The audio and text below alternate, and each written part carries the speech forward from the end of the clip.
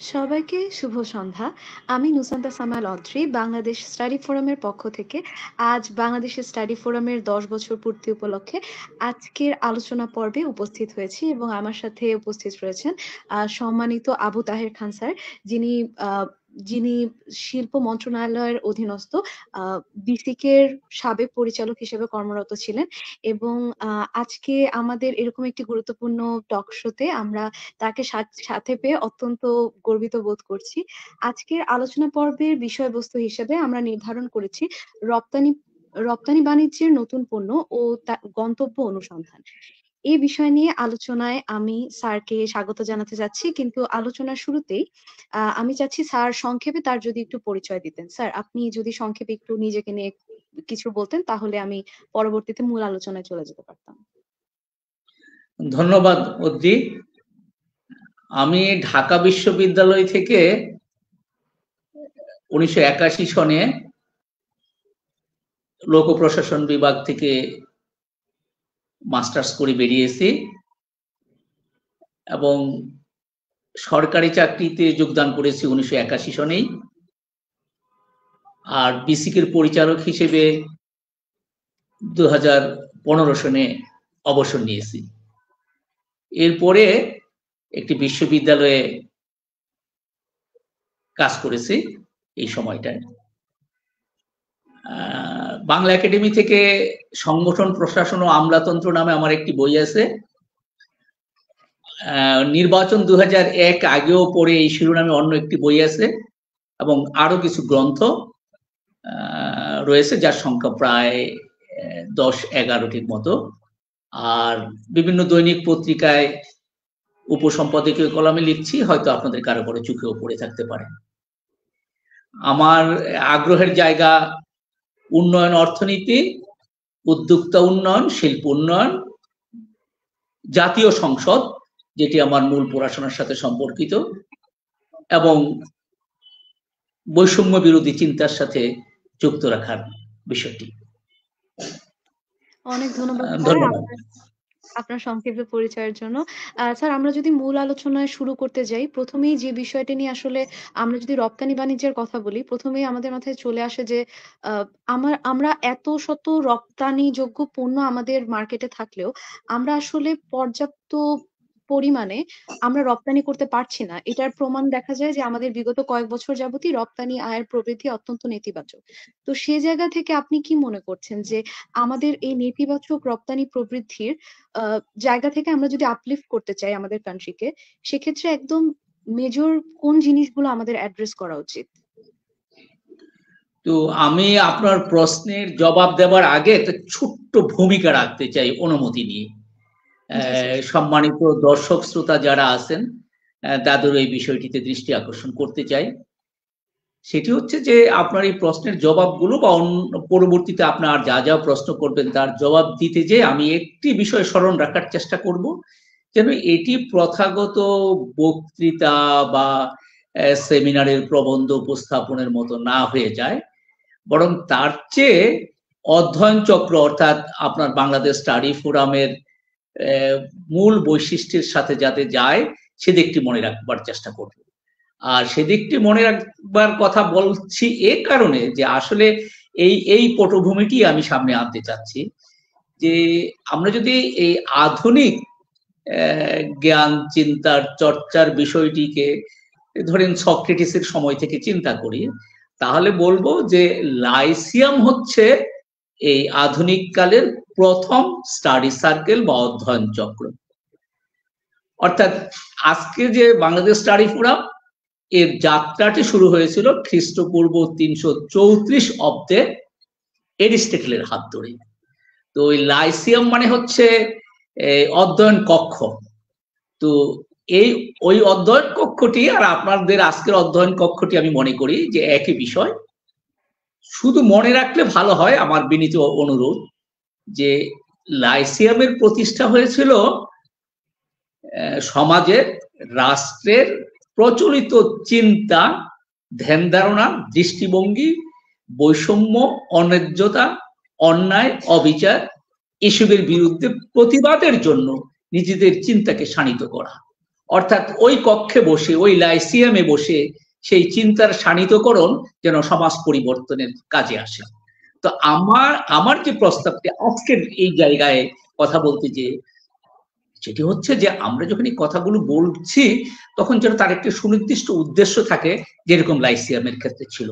অর্থাৎ আমরা এখানে সবাই মিলে যে আলোচনাটি করব, এখান থেকে যদি নতুন কোনো চিন্তা বেরিয়ে আসে, কোনো তথ্য যদি যুক্ত হয়, তাহলে সেটি যেন আমরা আমাদের প্রায়োগিক ক্ষেত্রে যার যার অবস্থান থেকে প্রয়োগ করি, এই দৃষ্টিকোণ থেকে, যেটি সমাজ পরিবর্তনে অভ্যস্ত অন্যায্য আয়োজনের পরিবর্তনে সহায়ক হয়। তো আমি এই দুঃখিত যেহেতু লম্বা একটা ভূমিকা আপনাদের সামনে এখানে রাখলাম। তো এখন আপনার মূল প্রশ্নে যাচ্ছি যে রপ্তানি সম্ভাবনা আমাদের বিপুল থাকা সত্ত্বেও সেই পরিমাণে এটি বাড়ছে না কেন। তো আপনার যে মূল শিরোনামটি, সেখানে কিন্তু দুটো বিষয় বলা আছে, যে এই দুটো জিনিসকে চিহ্নিত করা যায় কিভাবে। তো আমি সেই দুটো বিষয়কে সামনে রেখে আপনার এই জবাবটি দেওয়ার চেষ্টা করব। আমরা বলেছি যে এই রপ্তানি বাণিজ্যে আমরা নতুন পণ্য অনুসন্ধান করতে চাই। তো আপনার প্রশ্নটি হচ্ছে কেন বাড়ছে না রপ্তানি।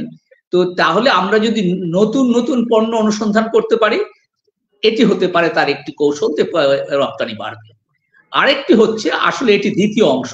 প্রথম অংশটি হচ্ছে যে আমার যে বিদ্যমান পণ্য যা আমি বর্তমানে রপ্তানি করছি, এটি বা এগুলো আমি সঠিক স্তরে রপ্তানি করতে পারছি না।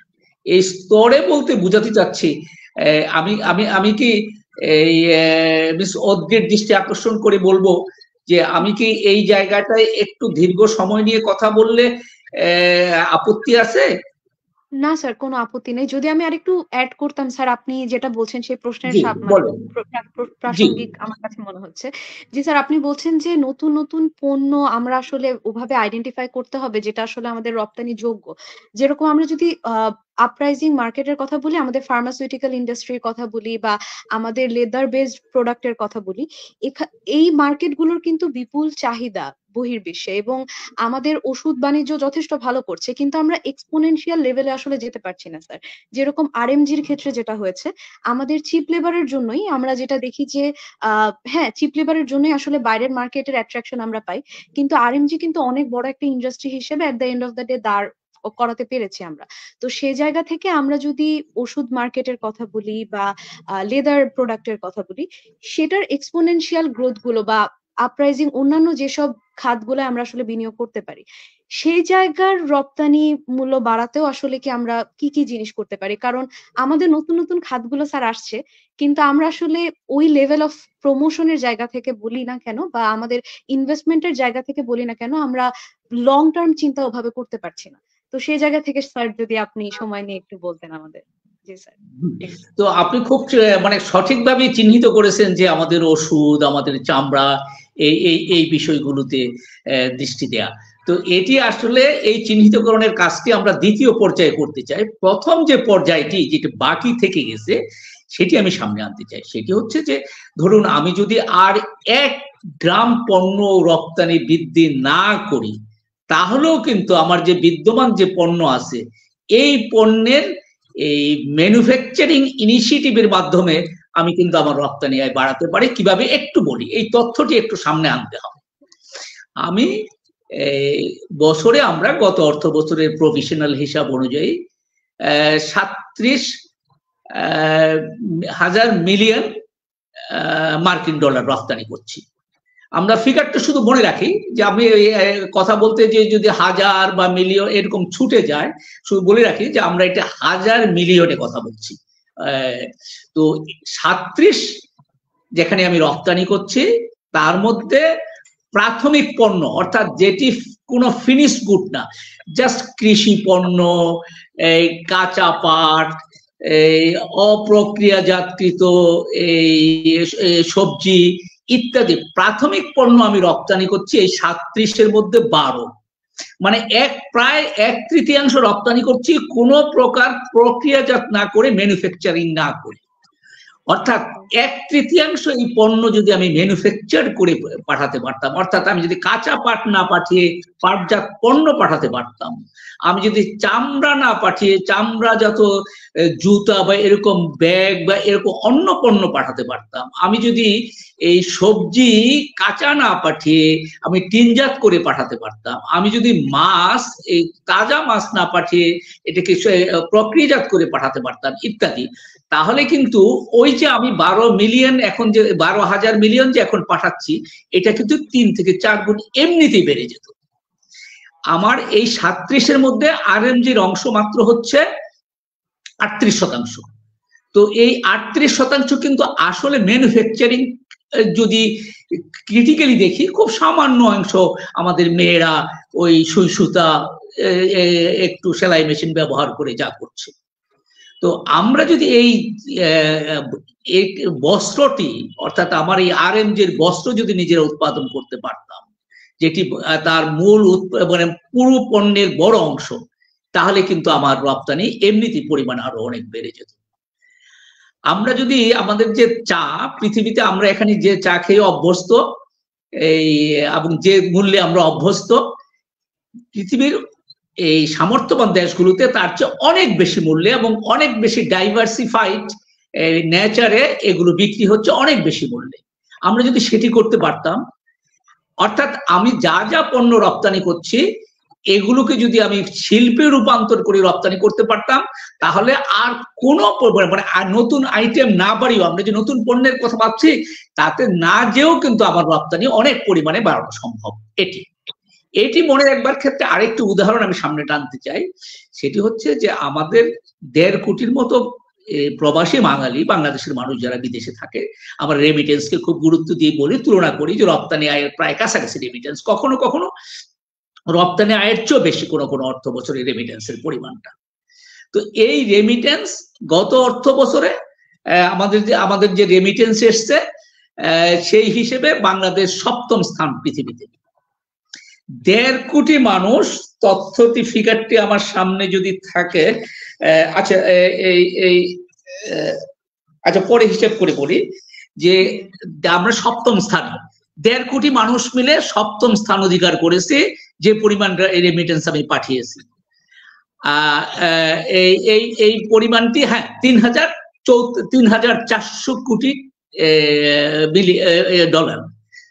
ফিগারের ক্ষেত্রে যদি সামান্য উদ্ধৃত করতে না চাই কারণ ভুল হতে পারে, হবার। আর মাত্র 20 লাখ ফিলিপিনো মিলে আমার চেয়ে প্রায় দ্বিগুণ রেমিটেন্স আহরণ করে 4র্থ স্থানে আছে। অর্থাৎ আমার 20 লাখ ফিলিপিনো যা উপার্জন করলো, 1.5 কোটি মানুষ তার চেয়ে আমরা কম উপার্জন করছি। কেন করছি? আমরা কোন রকমে আমাদের লোকজনকে বিনা দক্ষতায়, বিনা প্রশিক্ষণে, বিনা ওরিয়েন্টেশনে পাঠিয়ে দিচ্ছি। সিমিলারলি আমরা যে রপ্তানি করছি তার সাথে তুলনাটি হচ্ছে এই জায়গায় যে আমরা আমাদের পণ্যকে, আমরা যে চামড়া রপ্তানি করি এর বড় অংশ রপ্তানি করি হচ্ছে শুধুমাত্র চামড়াকে এই কোন রকমে একটু লবণ এবং তার সাথে আর সামান্য প্রক্রিয়াজাতকরণ কেমিক্যাল মিশিয়ে চামড়া শীট বিদেশে রপ্তানি করে দিচ্ছি।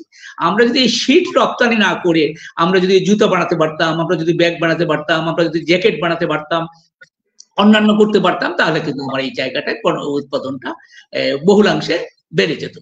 তাহলে এই পর্যন্ত আমরা আপনার পরের প্রশ্নের জবাবের আগে এই পর্যন্ত যদি আমি সামারি করতে চাই, তাহলে যে আমার মোট রপ্তানির 1/3 হচ্ছে প্রাথমিক পণ্য, আর যেটা নন ম্যানুফ্যাকচার প্রাইমারি গুডস, এটাকে আমাকে রূপান্তর করতে হবে শিল্পে। 1 2 নম্বর হচ্ছে যে আরএমজির মতো এই আইটেমের ক্ষেত্রে আমাকে তার মূল যে অবদান সেই জায়গায় আমার ফ্যাব্রিকটাকে যুক্ত করতে হবে। 2 আর 3 হচ্ছে যে অন্যান্য যে সমস্ত পণ্য সুযোগ রয়েছে আমার প্রক্রিয়াজাতকরণ, চামড়া হোক, চা হোক, পাট হোক, অন্যান্য যা আছে এগুলো আমাকে প্রক্রিয়াজাতকরণে যেতে হবে। আর নতুন কিছু আইটেমের এখন আপনি যেটা আনলেন সেখানে আসে। উপনিবেশিক আমলে বা তারও আগে ভারতবর্ষ থেকে পশ্চিমে যা যা রপ্তানি হতো তার মধ্যে তুলা ছিল একটি প্রধান পণ্য। এখন আমরা তুলা তো উৎপাদনই করি না, রপ্তানি করবো দূরের কথা। অথচ তুলা যদি আমরা উৎপাদন করতাম তাহলে তুলা থেকে আমি এই বস্ত্র বানাতে পারতাম, সেই বস্ত্র দিয়ে কিন্তু আমি গার্মেন্টস এর এই কাপড়টি ফ্যাব্রিকটি বাইরে থেকে না এনে নিজেরা ব্যবহার করতে পারতাম। এই জায়গাটিতে আমাদের গুরুত্ব দিতে হবে। আমাদের একটু তুলনামূলক আলোচনা যেতে পারলে ভালোই হয়, যে আমি উপনিবেশিক আমলে কি রপ্তানি করতাম। তখন রপ্তানি করতাম মসলিন, তখন রপ্তানি করতাম কার্পাস তুলা, তখন রপ্তানি করতাম মশলা, তখন রপ্তানি করতাম এই চা, তো এই রেশম। তো এই যে বস্ত্রগুলো, এগুলো এখন হারিয়ে গেল কেন? আমাদের হারিয়ে যাওয়ার কারণটি আসলে যতটা না বস্তুগত, তার চেয়ে বেশি হচ্ছে রাজনীতি, বৈশ্বিক রাজনীতি। অর্থাৎ এই বৈশ্বিক রাজনীতির অর্থাৎ বাণিজ্যিক কূটনীতিতে আমরা হেরে যে এই বিষয়গুলোকে আমরা হারিয়ে ফেলেছি। এবং এখানে একটি বিষয় বললে আমাদের, আমি নাম বললে এটি খুব শোভন হবে না, আমি নাম উল্লেখ করে বলি যে আমরা খুব গুরুত্বপূর্ণ দাতা সংস্থার পরামর্শে বাংলাদেশে তারা বললো আমরা যখন এই গার্মেন্টস শুরু করি তার আগে আমরা এখানে বস্ত্র কারখানা করতে চাই, তারা বললো তোমরা এই চীনের সাথে ভারতের সাথে প্রতিযোগিতা করে পারবে না। কিন্তু একই সময় তারা কিন্তু ভারত এবং চীনকে না, চীন ওদের পরামর্শ নেয় না, ভারতকে ওরা পরামর্শ দিয়েছে তোমরা বস্ত্র শিল্প করো। তার মানে হচ্ছে যে এই জায়গাটিতে আমরা আন্তর্জাতিক বাণিজ্যিক কূটনীতির এই বৈষম্যের শিকার হয়েছি এবং কুটচালেরও শিকার হয়েছি। তো আমার মনে হয় যে এই পর্যন্ত কথা বলতে যে যদি আমি কোনো উত্তর জবাব না দিয়ে থাকি, আমাকে মনে করিয়ে দিলে আমি সেটাকে পূরণ করার চেষ্টা করব। আপনার পরের প্রশ্নের জন্য অপেক্ষা করছি। জি স্যার, এবং আপনার প্রশ্ন শেষ হওয়ার পরেও যদি আমার কিছু বলার সুযোগ দেন তাহলে আমি সেটি সম্পূর্ণ করার জন্য চেষ্টা করব। জি sir, thank you so much. I think আমি যে প্রশ্নটা করেছিলাম ওটার যথার্থ উত্তরই আমরা পেয়েছি। আমি পরের প্রশ্ন এই সূত্র ধরেই একটা মানে অনেক কিছুই আপনি অ্যাড্রেস করে ফেলেছেন প্রথম প্রশ্নের উত্তরেই। তা আমি প্রথমে আনস্কিলড লেবারের জায়গায় যদি আসি, যেটা আমাদের আই থিংক অনেক বড়, মানে আমরা হিউম্যান রিসোর্স এক্সপোর্ট করছি কিন্তু আসলে ওই লেভেলে করতে পারছি না। আপনি এক্সাম্পলও দিলেন ফিলিপাইনের, যে ওরা আসলে দক্ষ জনশক্তি এক্সপোর্ট করছে।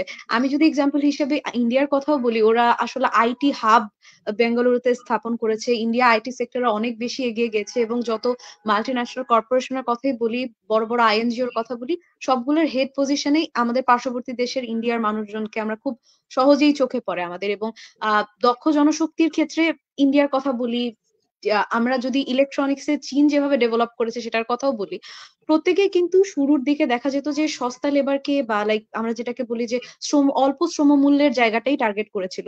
কিন্তু ধীরে ধীরে তারা একটা ইন্ডাস্ট্রি স্টাবলিশ করার চেষ্টা করলো বা তাদের স্ট্রং জায়গাটা এক্সপ্লোর করতে পারলো।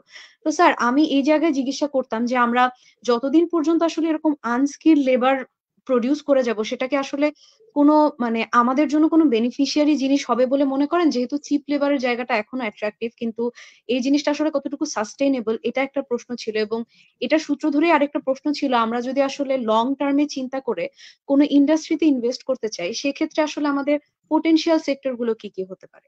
কারণ দেখা যাচ্ছে আমাদের আইটি সেক্টরের বা ওই ধরনের কি বলবো যে ইলেকট্রনিক সাইডেও যদি আমরা ডেভেলপ করতে চাই, it's a very lengthy process. আমরা আমাদের সার্ভিস সেক্টরে ইনভেস্ট করতে পারি। তো সেক্ষেত্রে স্যার আপনার কাছে কি মনে হয় যে কোন বিষয়গুলোতে আমরা অ্যাড্রেস করতে পারি?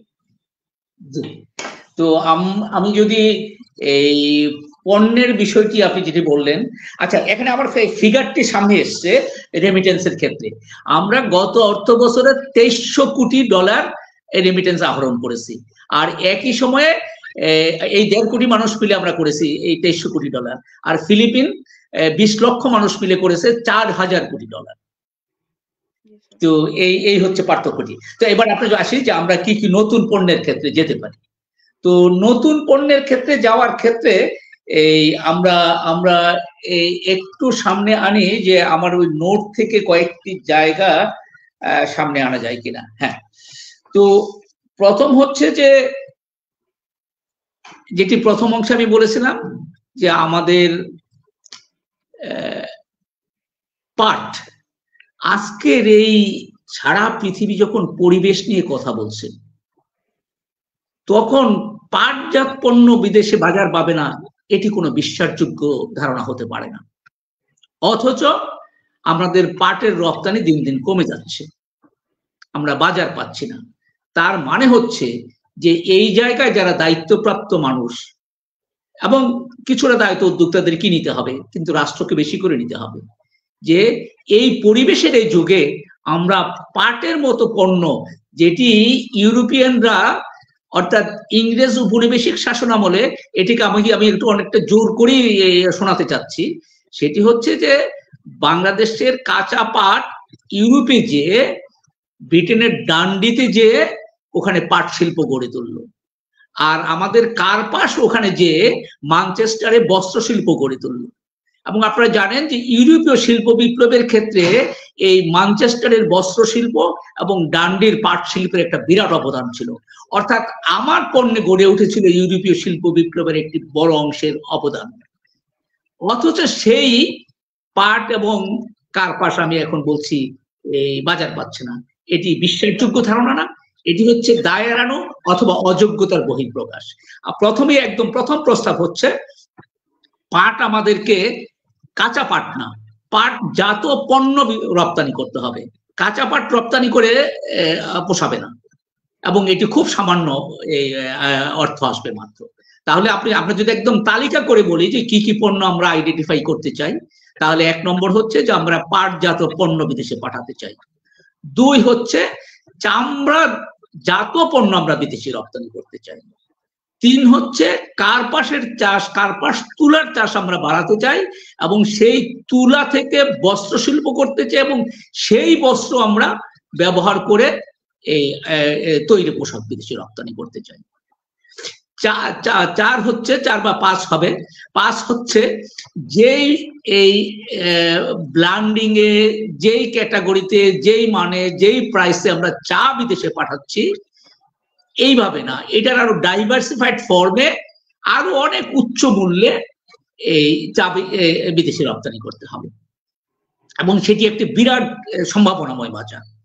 এরপর হচ্ছে যে আমরা এই আমাদের যে হ্যান্ডিক্রাফটস, এর একটি বিরাট সম্ভাবনা আছে।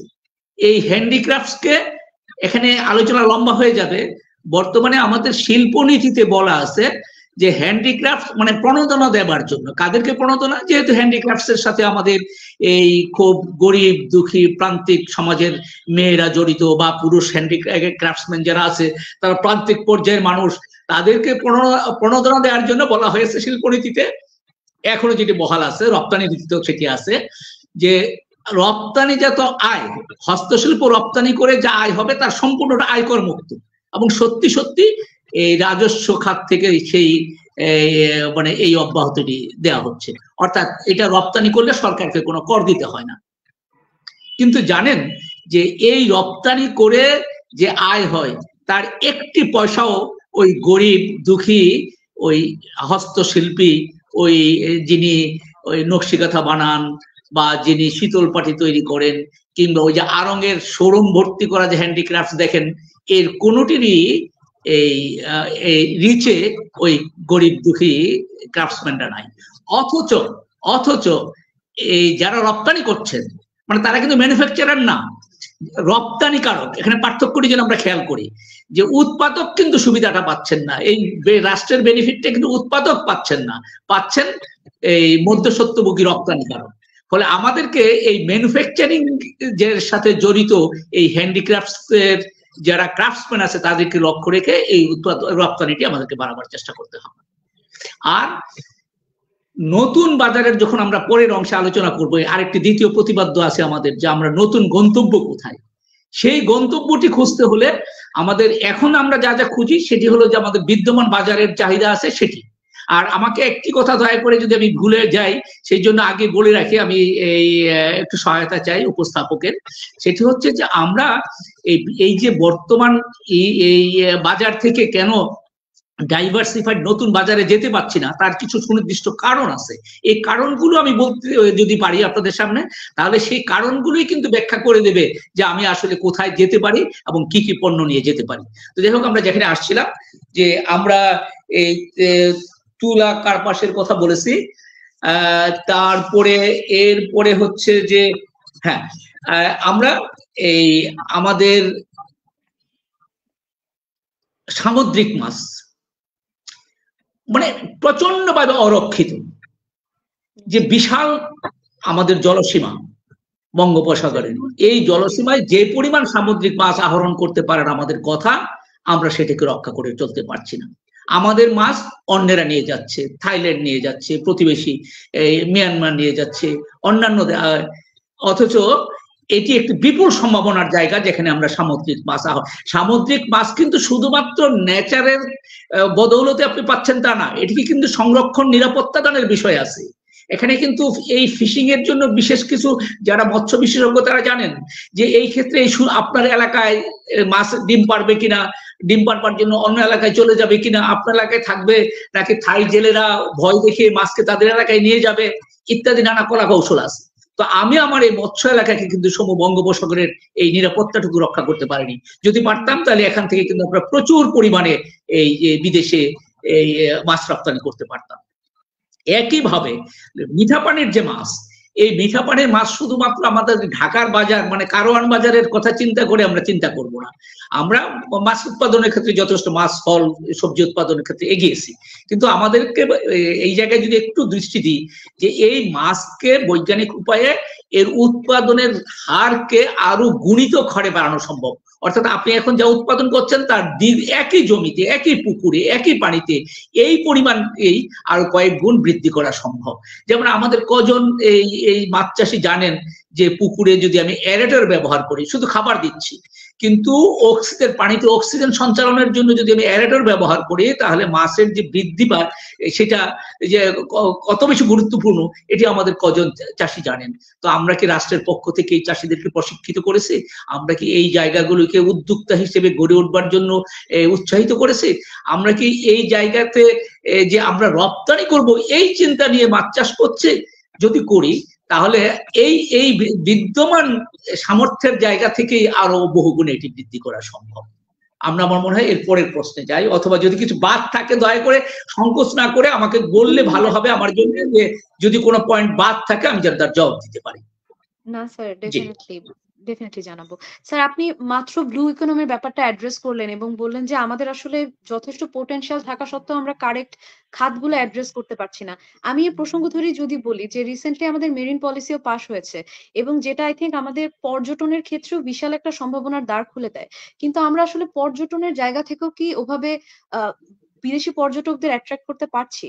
এই যে পারছি না, এটার আসলে কারণ কি হতে পারে? কারণ এখন তো আমাদের বাজার উন্মুক্তের কথাই বলি না কেন বা প্রমোট করার কথাই বলি না কেন, সোশ্যাল মিডিয়া যথেষ্ট অ্যাক্টিভ। আমরা চাইলেই আমাদের সরকারি জায়গা থেকে বলি, বেসরকারি জায়গা থেকে বলি, সবভাবেই সম্ভব আসলে এই জিনিসগুলোর প্রচারণা করা।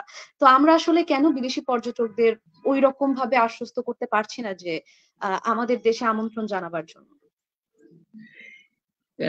খুবই গুরুত্বপূর্ণ প্রসঙ্গ আপনি উঠালেন যে আমরা এই যে পর্যটনের এই সম্ভাবনাটা ব্যবহার করতে কেন পারছি না। বঙ্গোপসাগর, আমরা কক্সবাজারকে বলছি পৃথিবীর বৃহত্তম সমুদ্র সৈকত, দীর্ঘতম সমুদ্র সৈকত। তো এই দীর্ঘতম এবং সত্যি মানে এটি ব্যক্তিগত এই কথা চলে আসে, এই স্কারবোরো উত্তর সাগরে ব্রিটেনের সমুদ্র সৈকত। তো স্কারবোরোতে যেয়ে দেখি যে এটা কিচ্ছু না, অথচ সেখানে পর্যটকদের টানবার জন্য তারা কত ব্যবস্থা করে রেখেছে। আর আমরা এই কক্সবাজারের মতো এরকম একটি অনিন্দ্য সুন্দর সৈকতকে আমরা ব্যবহার করতে পারলাম না। কেন পারলাম না? সমস্যাটি হচ্ছে কি, এটি আমি খুব বিনয়ের সাথে মানে যথাযথ সম্মান রেখে বলি যে আমরা সিদ্ধান্ত বিভিন্ন খাতে, আমি যখন পর্যটনের কথা বলি, আমি যখন সামগ্রিকভাবে ব্লু ইকোনমির কথা বলি, আমি যখন অন্যত্র মাছ চাষের কথা বলি, আমি যখন চামড়ার কথা বলি, হ্যান্ডিক্রাফটস এর কথা বলি, রাজস্ব কাঠামো তৈরির কথা বলি, আমাদের সিদ্ধান্তগুলোতে আমরা সঠিক প্রফেশনালদের মতামতগুলোর প্রতিফলন ঘটাতে পারি না। এটি হচ্ছে একটি বড় সমস্যা। যিনি চূড়ান্ত সিদ্ধান্তটি চূড়ান্ত করেন তিনি হয়তো ওই বিষয়ে, অধিকাংশ ক্ষেত্রে ওই বিষয়ের যথেষ্ট বিজ্ঞ মানুষটি নন। ফলে যে বিষয়ে যার সবচেয়ে ভালো জানবার কথা ওই বিষয়ে সিদ্ধান্ত গ্রহণের জন্য তাকেই সর্বোচ্চ অগ্রাধিকারের রাখা প্রয়োজন। কিন্তু আমাদের রাষ্ট্র ব্যবস্থায় আমরা সিদ্ধান্তগুলো এমন ভাবে গ্রহণ করছি যে এটি ওই পেশাদারিত্বের জায়গা থেকে, দক্ষতার জায়গা থেকে, যোগ্যতার জায়গা থেকে হচ্ছে না। সিদ্ধান্তগুলো হচ্ছে ক্ষমতার জায়গা থেকে, অর্থাৎ যিনি যখন যে ক্ষমতা হোল্ড করছেন তিনি সিদ্ধান্ত নিচ্ছেন, কিন্তু সিদ্ধান্তটি হওয়া উচিত যিনি দক্ষ ওই বিষয়ে, যিনি সবচেয়ে অভিজ্ঞ তিনি সিদ্ধান্ত গ্রহণ করবেন। ফলে আপনার যে পর্যটনের নীতিটি হচ্ছে না, আপনার যে ব্লু ইকোনমির সামগ্রিক পরিকল্পনাটি তৈরি হচ্ছে না, আপনি যে সমুদ্র জয়ের পরেও এই সমুদ্রের বিশাল সম্পদকে ব্যবহার করতে পারছেন না, এই ক্ষেত্রে সম্ভাবনাটিকে উপলব্ধি করে প্রকৃত বিশেষজ্ঞদের হাতে যদি এই দায়িত্বটি অর্পণ করা যেত তাহলে আমার মনে হয়, এর চেয়ে বেশি আমার মনে হয় যে এই প্রসঙ্গে আমি আর ইচ্ছে করেই যোগ করতে চাচ্ছি না। জি স্যার, বুঝতে পেরেছি। স্যার যেহেতু আপনি নিজেও অ্যাড্রেস তবে ব্লু ইকোনমি ব্যাপারে একটা কথা বলি, দুঃখিত আমি ইন্টারাপ্ট করলাম। ব্লু ইকোনমিতে সামগ্রিকভাবে আমাকে দেখতে হবে, আমাকে বঙ্গোপসাগরের অবশ্যই প্রথম সম্পদ আমার গ্যাস, কিন্তু শুধু গ্যাস না, গ্যাস ছাড়াও একইভাবে যেটি আপনি বললেন পর্যটন আমার ব্লু ইকোনমির বিরাট অংশ, মৎস্য আমার বিরাট অংশ, ওই ওখানকার যে এই অন্যান্য ওখানকার প্রাকৃতিক সম্পদ নির্ভর শিল্প, এই সমগ্র বিষয়গুলোকে চিন্তা করে যদি আমরা একটি কোঅর্ডিনেটেড সমন্বিত পরিকল্পনা করতে পারতাম তাহলে আমাদের পক্ষে এই সম্পত্তি ব্যবহারের জায়গা নিশ্চিত করা সম্ভব হতে বহুলাংশে। জি, আমরা পরের প্রশ্নে বা পরের আলোচনা অংশে। জি স্যার, স্যার আপনি নিজেও অ্যাড্রেস করলেন এই ব্যাপারটা যে আসলে আমরা বৈদেশিক বাণিজ্যের জায়গায়ও অনেক ক্ষেত্রে ওভাবে আমাদের ইনভেস্টমেন্টটা কাজে লাগাতে পারছি না, বা কিছু কুটচালেরও হয়তো বা আমরা শিকার। তো সেই জায়গা থেকে স্যার আমি যদি ফরেন ডিরেক্ট ইনভেস্টমেন্টের কথা বলি, যে আমাদের রিজার্ভের অবস্থাও অবনমনের দিকে চলে গিয়েছে অনেকটাই, এবং আমাদের ফরেন ডিরেক্ট ইনভেস্টমেন্টের খাতগুলো কিন্তু অনেক। আমরা তথ্য প্রযুক্তিতে ইনভেস্ট করতে পারি যেহেতু আমাদের এখন 6 লক্ষের অধিক ফ্রিল্যান্সার আছে, এবং এছাড়াও আমাদের ইলেকট্রনিক্স এর খাতে আমাদের বিপুল সম্ভাবনা আছে, কারণ আমরা এখন নিজেদের দেশেই এখন অনেক ধরনের ইলেকট্রনিক্স উৎপাদন করছি। আমাদের অবকাঠামো উন্নয়নের জায়গায় আই থিঙ্ক আমাদের বিদেশি ইনভেস্টমেন্টের প্রয়োজন রয়েছে। তো এই জায়গাগুলো থেকে আমরা যদি ফরেন ডিরেক্ট ইনভেস্টমেন্টের জায়গায় প্রপার পলিসি নিয়ে আগাতে চাই, সেক্ষেত্রে আমাদের ইনিশিয়াল পলিসির জায়গাটা কি হতে পারে, সেটা ফরেন ডিরেক্ট ইনভেস্টমেন্ট হোক বা ফরেন ট্রেড এগ্রিমেন্ট হোক, এই জায়গাটা স্যার আপনার কাছ থেকে একটু শুনতে চাচ্ছিলাম। কারণ এই ইলেকশন বলি বা এই ধরনের চলমান অস্থির রাজনৈতিক পরিস্থিতির মানে ব্যাপারটা যদি বিবেচনায় নেই, ওয়েস্ট মার্কেট থেকে আমাদের স্যাংশন পাওয়ার চান্সেস অনেক বেশি। তো সেক্ষেত্রে আসলে আমাদের জায়গা থেকে এফডিআই পলিসি বা এফটিএ পলিসি কি হতে পারে? আচ্ছা, ধন্যবাদ। তো আমি এই বৈদেশিক মুদ্রার মজুদ প্রসঙ্গে কোনো মন্তব্য করব না, এফডিআই প্রসঙ্গে বলি। আমরা এই পর্যন্ত এই প্রত্যক্ষ বৈদেশিক বিনিয়োগ যা পেয়েছি, আমাদের নীতি কাঠামোর দুর্বলতার কারণে তার সুফলটা কিন্তু আমরা সেই পরিমাণে পাইনি। কিরকম? এই আমরা আমাদের এই কিছু স্থানীয় মানুষ, অদক্ষ কিছু স্থানীয় মানুষ ওখানে কাজ করে, ওই ইপিজেডে, অর্থাৎ আমাদের বেশিরভাগ বৈদেশিক মানে এফডিআই তো ইপিজেডের বাইরে আছে অল্প, বাট বেশিরভাগটাই হলো ইপিজেডে। তো ইপিজেডে যে কারখানাগুলো আছে ওখানে যারা কাজ করেন তাদের দক্ষ অংশের বড় অংশটাই বাইরের মানুষ। আপনি জানেন বাংলাদেশে এখন প্রায় 10 থেকে 15 লক্ষ বিদেশি কাজ করছে। তো আমরা এই যে এফডিআই নিয়ে আসলাম, তো এই ইনভেস্টমেন্ট গুলো আসার ফলে এখানে যেই স্থাপনাতে ইনভেস্টমেন্টটা হলো সেই স্থাপনায় কাজ করবার মতো লোকজনকে আমরা গড়ে তুললাম না। তো এটা তো একটা উদ্দেশ্য ছিল যে আমি এই ইনভেস্টমেন্ট আমার এখানে আসলে আমার কি লাভ। তো এখানে ইনভেস্টমেন্ট আসলে আমার লাভ হচ্ছে যে এখানকার এই কারখানাগুলোতে আমার লোকজনরা কাজ করতে পারবে, এখানের উৎপাদন আমার স্থানীয় বাজারকে কিছুটা হলেও সহায়তা করবে। কিন্তু আমার যে মানুষটা এখন যে কাজ করবে তারা তো ওই কারখানায় কাজ করবার মতো দক্ষ জনশক্তি তো আমরা তৈরি করি নাই। ফলে হচ্ছে কি তারা এখানে ইনভেস্ট করছে ঠিকই, কিন্তু তাদের এখানকার এমপ্লয়িরা, টেকনিক্যাল এমপ্লয়িরা, স্কিল ম্যান পাওয়ার তার বাইরে থেকে নিয়ে আসছে, হয় শ্রীলঙ্কা থেকে, না হয় ইন্ডিয়া থেকে, না হয় ফিলিপিন্স থেকে, অন্য দেশ থেকে। তাহলে আমি যে এই যে এফডিআই নিয়ে আসলাম তার ফলটা আমি পেলাম কোথায়? এক। 2 নম্বর হলো আমাদের পলিসিতে কিছু দুর্বলতা আছে, যে আমি আমার স্থানীয় উদ্যোক্তা এটা এই ব্যক্তিগত কথা বলা হয়ে যায়। এই গতকালের যুগান্তরে আমার একটি লেখা আছে, আপনারা এই যে মানে মার্কিন চীন বাণিজ্য দ্বৈরথ ও বাংলাদেশ, তো ওখানে আমি একটা কথা বলবার চেষ্টা করেছি যে এই ওরা যুদ্ধ করে, ঠিক আছে, আমার বাংলাদেশের ক্ষেত্রে আমরা যেমন চীন যেটা করেছে, চীনের সাথে আমাদের পার্থক্য আছে কাঠামোগত, সেটা ভিন্ন কথা, তারপরেও তারা ডোমেস্টিক এই শিল্পকে, স্থানীয় শিল্পকে কখনোই এই এফডিআই চেয়ে পিছিয়ে রাখেনি, অর্থাৎ কিছু অগ্রাধিকার তারা স্থানীয় শিল্পীকে সবসময় দিয়েছে। কিন্তু আমরা আমাদের স্থানীয় উদ্যোক্তা এবং বিদেশি উদ্যোক্তাদেরকে সমান সুবিধার কাতারে ফেলেছি। এই জায়গাটিতে আমাদের স্থানীয় উদ্যোক্তাদেরকে আমরা পিছনে ফেলে দিয়েছি। ফলে আমরা ডাইরেক্ট ইনভেস্টমেন্টের বিপক্ষে না, কিন্তু নীতি কাঠামোতে যেন আমাদের স্থানীয় উদ্যোক্তাদেরকে আমরা এই রক্ষা করি, না হলে স্থানীয়ভাবে এই শিল্প গড়ে উঠবে না। এবং সত্যি সত্যি এই যে আমার এত বড় সাইজ এখন ইকোনমির, কিন্তু আমার কিন্তু ম্যানুফ্যাকচারিং আইটেম খুব কম, বেশিরভাগই হচ্ছে সেবা খাত। তো এই সেবা খাত নির্ভর অর্থনীতি কিন্তু দীর্ঘকাল ধরে মেয়াদে টেকসই হয় না। ফলে টেকসই হতে হলে আমাদেরকে এই ম্যানুফ্যাকচারিং ইন্ডাস্ট্রিতে যেতে হবে। তো সেই ম্যানুফ্যাকচারিং ইন্ডাস্ট্রির ক্ষেত্রে কিন্তু স্থানীয় শিল্পকে যদি আমি বৈদেশিক বিনিয়োগের তুলনায়, মানে এফডিআই এর তুলনায় অগ্রাধিকারে না রাখি, তাহলে এটি কিন্তু হবে না। এটি যেন আমরা বৈদেশিক বিনিয়োগের ক্ষেত্রে মেনে চলি। আর যেটি হচ্ছে যে সাধারণভাবে একটি আলোচনা যেটি আছে, এটা গুরুত্ব অবশ্যই আছে, সেটি হচ্ছে যে আমার যদি অভ্যন্তরীণ রাজনৈতিক স্থিতিশীলতা না থাকে, তাহলে এটা কাউকে দোষ দেবার জন্য না, কেন বিদেশি বিনিয়োগ কেন আসবে, এক। 2 নম্বর হলো, যদি আমি একটি এই নৈতিক মানদণ্ডে ব্যবসা করবার সুযোগ না থাকে, তাহলে কেন বিদেশি বিনিয়োগ আসবে। আমি যদি একটি এই ন্যায্যতাপূর্ণ বাণিজ্য ব্যবস্থা বহাল রাখতে না পারি, তাহলে কেন হবে। এবং সব মিলে আমার যে ভাবমূর্তিটি এখন তৈরি হচ্ছে, এই ভাবমূর্তিটি কিন্তু আমাদের বৈদেশিক বিনিয়োগ এখানে আসবে তার পক্ষে যাচ্ছে না। কারণ লোকজন এখন জানে আমার প্রচুর পরিমাণ এই অর্থ বিদেশে পাচার হয়ে যাচ্ছে, অর্থাৎ এরকম একটি দেশ যেখান থেকে অর্থ পাচার হয়ে যায়, এরকম একটি দেশ যেখানে রাজনৈতিক স্থিতিশীলতার ঘাটতি আছে, এরকম একটি দেশ যেখানে এই দক্ষ শ্রমিক পাওয়া যায় না, এরকম একটি দেশ যেখানে এই যে কোনো সময় আপনাকে যে কোনো অস্থিতিশীলতার মধ্যে পড়তে হবে। তো এই জায়গাগুলোতে যদি আমরা উন্নতি ঘটাতে না পারি, তাহলে বৈদেশিক বিনিয়োগের বিষয়টিতে খুব বেশি এগোনো যাবে না। কিন্তু আমরা আমাদের আজকের আলোচনাটা বৈদেশিক বিনিয়োগের দিকে না গিয়ে আমরা মূলত থাকতে চাই যে আমাদের এই যে রপ্তানি বাণিজ্যে নতুন পণ্য এবং নতুন গন্তব্য। তো এই জায়গাটিতে আমি একটু বলেই রাখি, পরে যদি আপনার প্রশ্নের সাথে মিলে যায় মিললো, না হলো এই জায়গাটি যেহেতু আমি বলতেই চাই, সেটি হচ্ছে যে আমাদের বাজার হচ্ছে এখন মূলত 4-5টি দেশ নির্ভর।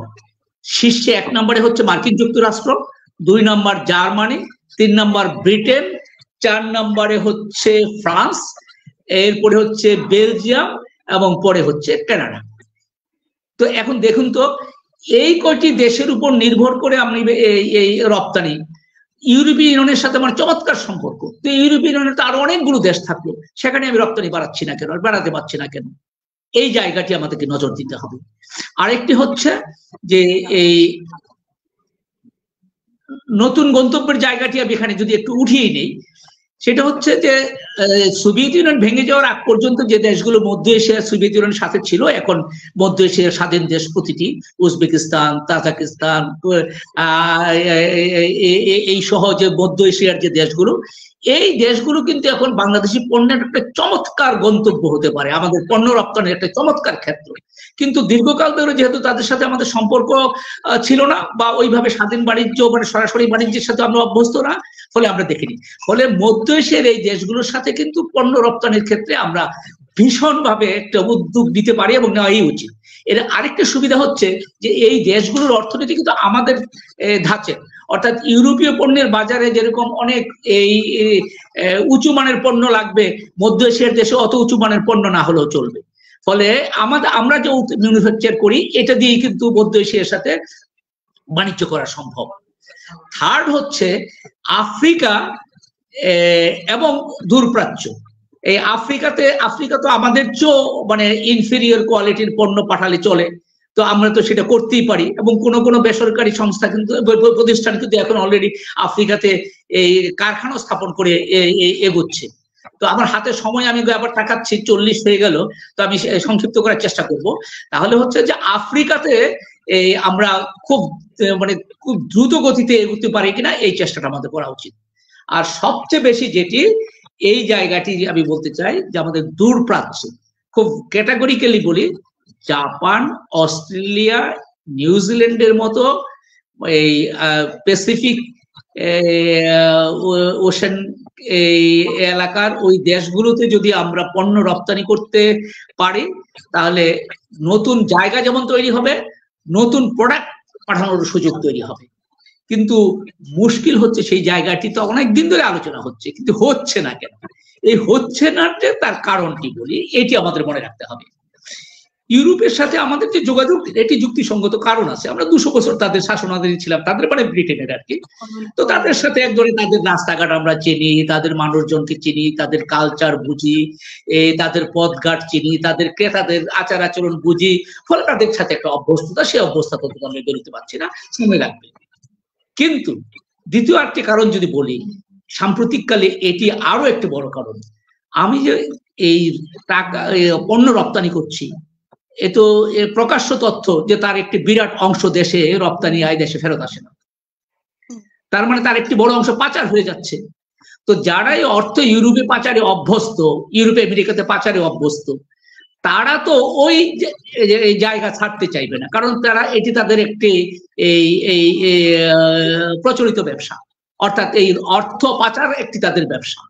তো এই জায়গাটিতে তো তারা সরতে চাইবে না। এটিও কিন্তু একটি বড় কারণ যে আমরা ইউরোপ আমেরিকা থেকে এটি সব রপ্তানিকারকের ক্ষেত্রে প্রযোজ্য না, কিন্তু একটা উল্লেখযোগ্য সংখ্যক রপ্তানিকারকের ক্ষেত্রে এটি প্রযোজ্য যে কেন তারা ইউরোপ আমেরিকা থেকে সরতে চায় না।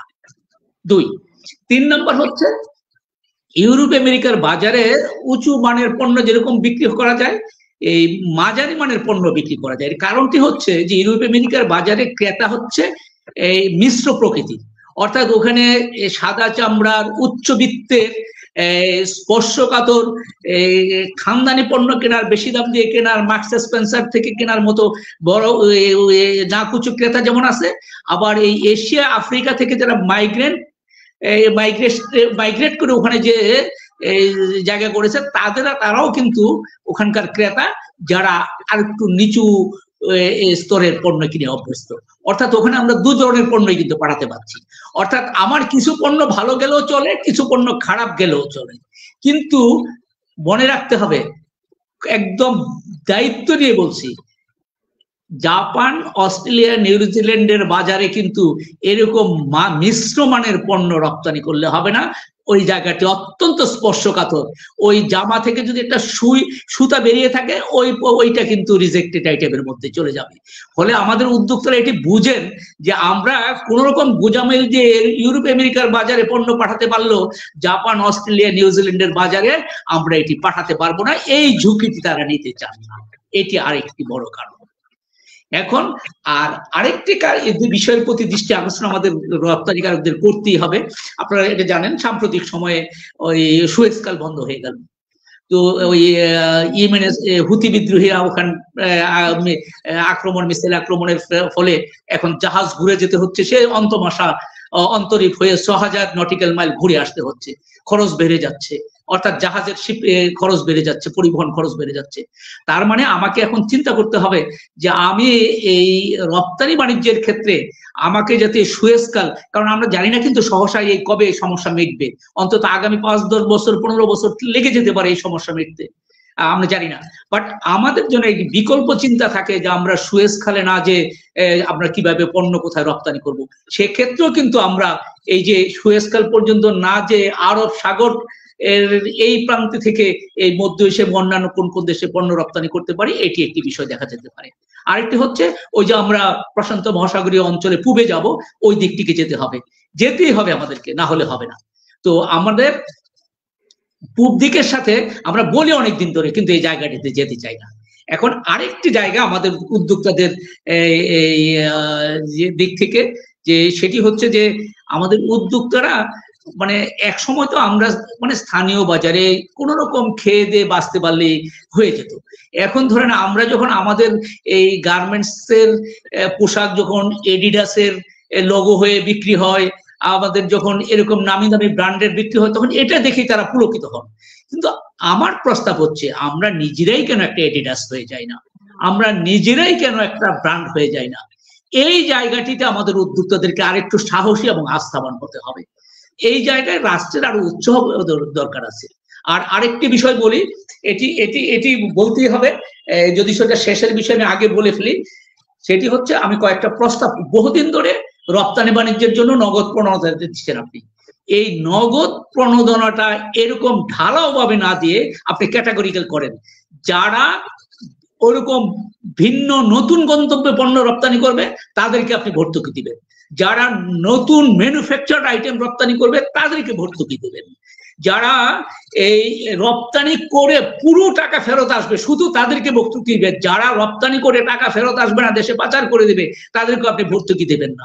আর নগদ ভর্তুকির নামে সাম্প্রতিক কালে তো আমরা এই যে আলু রপ্তানির খবর পত্রিকায় দেখেছেন, তো নগদ ভর্তুকির ক্ষেত্রে কিন্তু এই ঘটনাগুলো ঘটছে।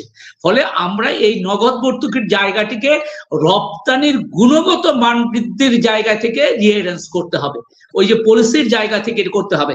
আমি ঢালাও ভাবে সবাইকে না দিয়ে আমরা দিব, বেশি বেশি করে দিব। কাকে দিব? যে নতুন যে জাপানে রপ্তানি করবে, যে নিউজিল্যান্ডে রপ্তানি করবে, অস্ট্রেলিয়ায় যে রপ্তানি, সে নতুন পণ্য রপ্তানি করবে, যে চামড়াজাত পণ্যে রূপান্তর করে রপ্তানি করবে, পাটকে পাটজাত পণ্যে রূপান্তর করবে, যে তুলাকে বস্ত্রে রূপান্তর করে করবে, এরকমদেরকে যারা ওই সমুদ্রের মাছকে সংরক্ষণ করে তাকে প্রক্রিয়াজাত করে গুণগত মান সম্পন্ন ভাবে যে কোনো সেন্সিটিভ বাজারে পাঠাতে পারবে, এরকমদেরকে এই জায়গাটিতে। একইভাবে আমরা যে স্বল্প সুদে ঋণ দিচ্ছি রপ্তানি বাণিজ্যের জন্য, সেই জায়গাগুলোকে একটু পুনর্বিন্যাস করতে হবে। তো আমার মনে হয় যে আমি এই জায়গায় একটু থামি, আপনার যা যা প্রশ্ন বাকিগুলো যদি সামনে আনেন। আর এই সৌজন্য করি না, আমি যদি বেশি লম্বা হয়ে না যায় সেটা আমাকে থামিয়ে দেবেন, মানে যেখানে প্রয়োজন মনে করেন। জি স্যার, অবশ্যই। স্যার, আমি একটা দ্য বিজনেস স্ট্যান্ডার্ডের একটা রিপোর্টের মানে কি বলবো সূত্র ধরেই বলছি। তো ওদের সাম্প্রতিক একটা রিপোর্ট প্রকাশিত হয়েছে যেখানে ওরা বলেছে বাংলাদেশ যদি বাংলাদেশের পোটেনশিয়াল এক্সপোর্ট সাইটস গুলোতে প্রপারলি ইনভেস্ট করতে পারতো তাহলে বাংলাদেশের বহির্বিশ্বে $22 বিলিয়ন মার্কেট রয়েছে।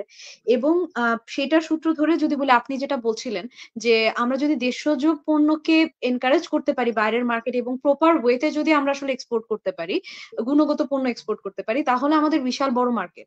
তো এখন আমরা তো খুব শীঘ্রই এলডিসি গ্রাজুয়েট হয়ে যাব, আমরা আর লিস্ট ডেভেলপড কান্ট্রি হিসেবে কনসিডার্ড হব না। তখন আমাদের দেখা যাবে যে ওয়ার্ল্ড মার্কেটে আমাদের যে ফ্রি ডিউটি যে বেনিফিটটা আমরা পেতাম সেই প্রোডাক্টের উপর সেই ফ্রি ডিউটি বেনিফিটটা আমরা পাবো না। তা আপনার কাছে কি মনে হয় যে সেক্ষেত্রে আমরা যদি দেশজ পণ্য এক্সপোর্ট করতে চাই আমরা আসলে কি ধরনের চ্যালেঞ্জের সম্মুখীন হতে পারি?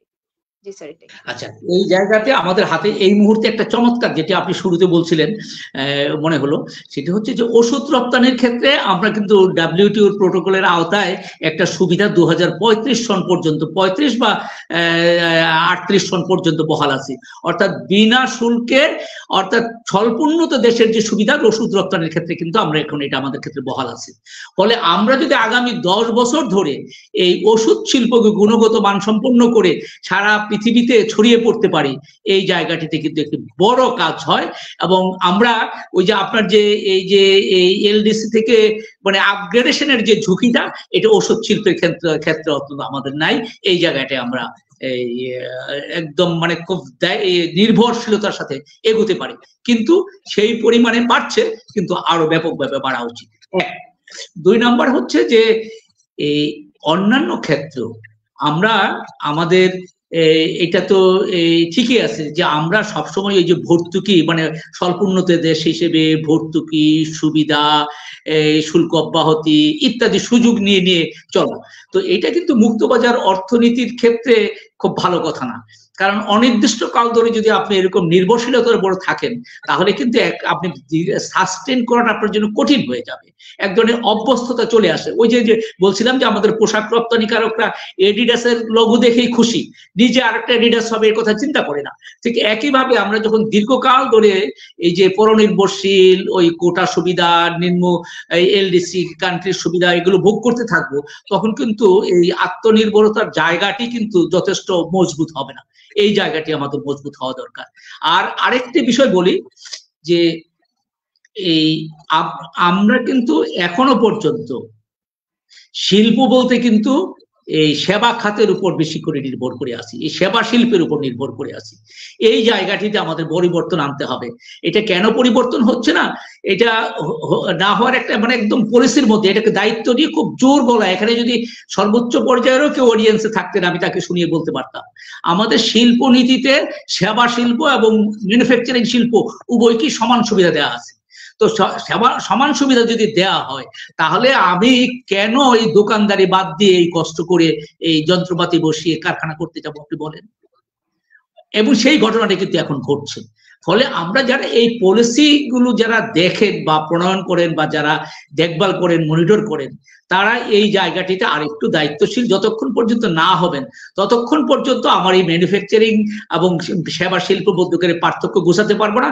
এবং এটি গুছাতে না পারলে কিন্তু আমি যে এই যে স্তরায়নের ক্ষেত্রে অর্থাৎ উপরের স্তরে যাওয়ার ফলে যে আবার টিকে থাকা ভর্তুকি ছাড়া এলডিসির সুবিধা ছাড়া সেটি কিন্তু আমি পারবো না।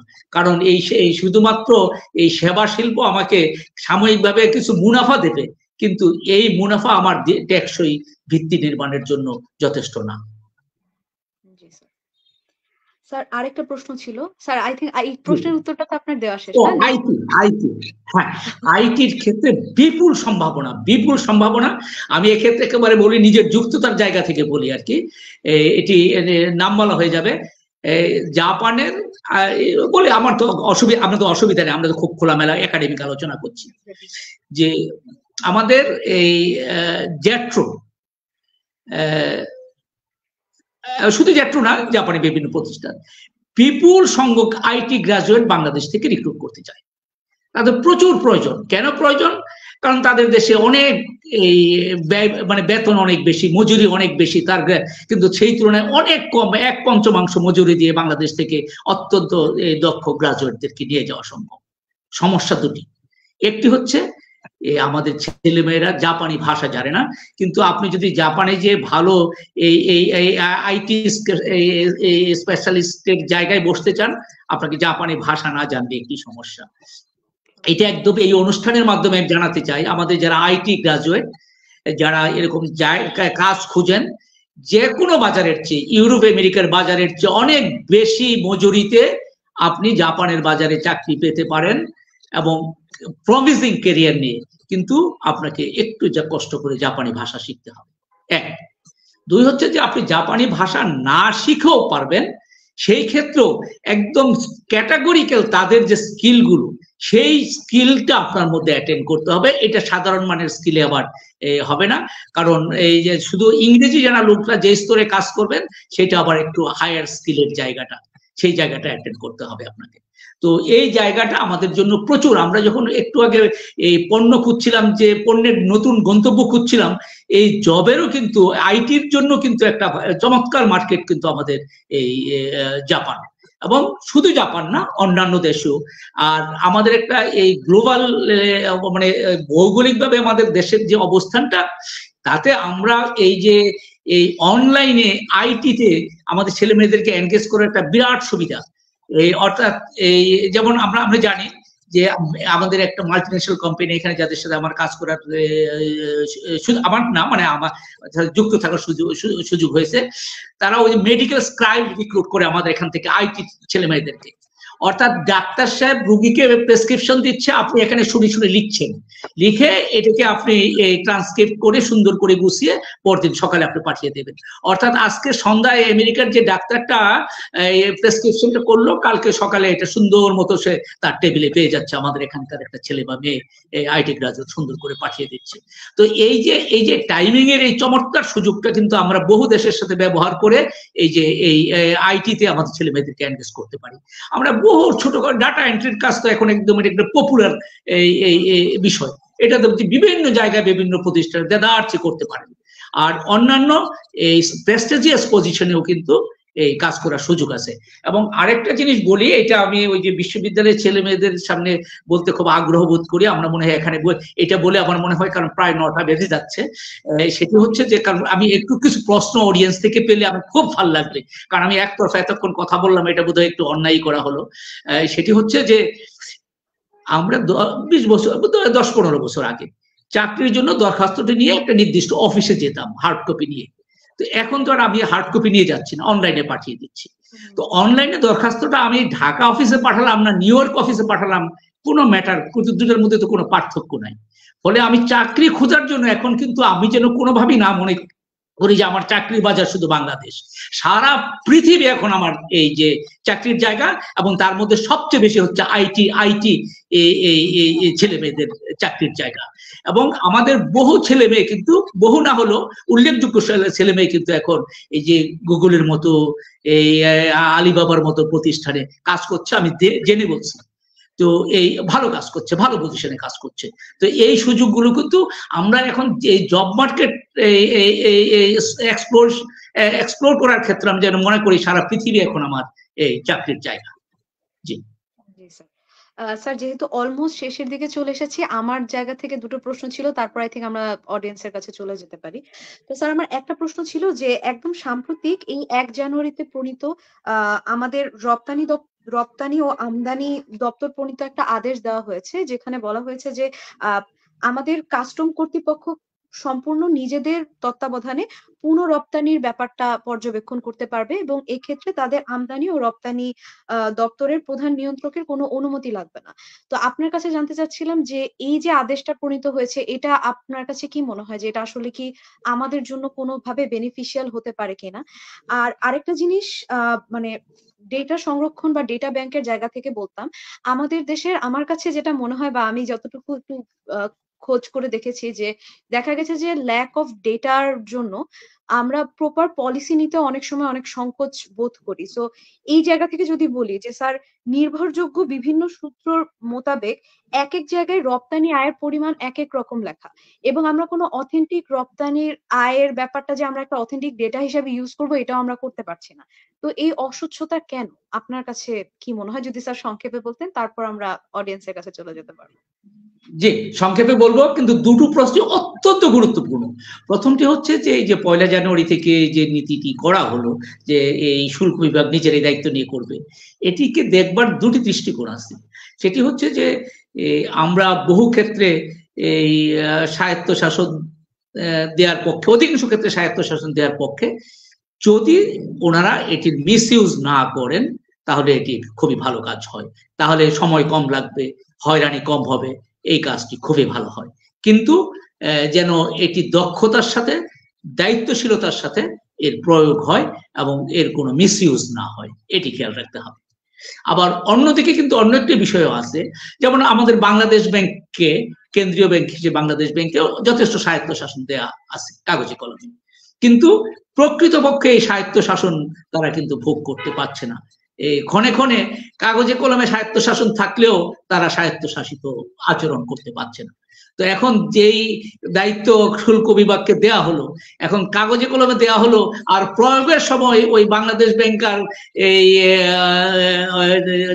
যে স্বায়ত্তশাসন ওরকম দাঁড়ায়, তাহলে তো এই দেয়া নেয়ার কোনো পার্থক্য তৈরি হবে না। তবে আমরা আশা করতে চাই যে এই সিদ্ধান্তটি ইতিবাচকভাবে প্রয়োগ হবে, এবং হলে পরে উদ্যোক্তাদের হয়রানি অনেকাংশে কমবে বলে আমার ধারণা, সময় কম লাগবে বলে আমার ধারণা।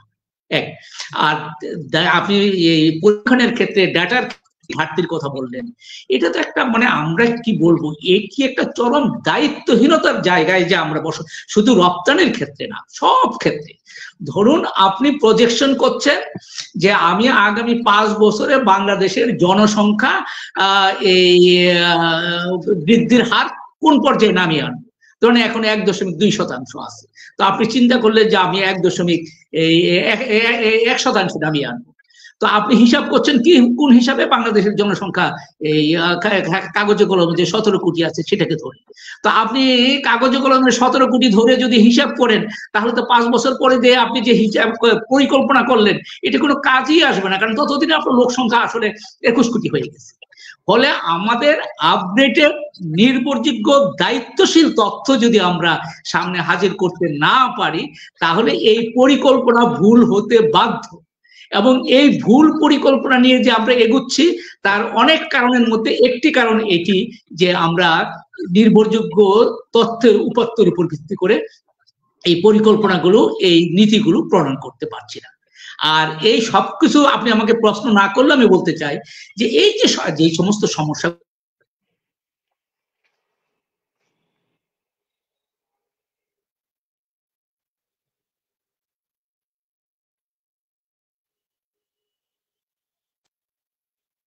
আমরা কি আছি? জি স্যার, আই থিংক নেটওয়ার্ক একটু আচ্ছা আনস্টেবল ছিল স্যার, আছে। জি স্যার। আচ্ছা, তো সেটি হচ্ছে আমরা এই সমগ্র বিষয়গুলো নিয়ে যদি মানে জনগণের অংশীদারিত্বমূলক প্রতিষ্ঠানে বসে আলোচনা করতে না পারি, অর্থাৎ সরাসরি বক্তব্য হচ্ছে